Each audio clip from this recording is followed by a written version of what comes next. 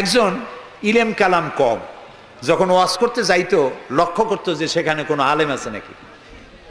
আলেম থাকলে অল্প কথা বলে শেষ করে দিত।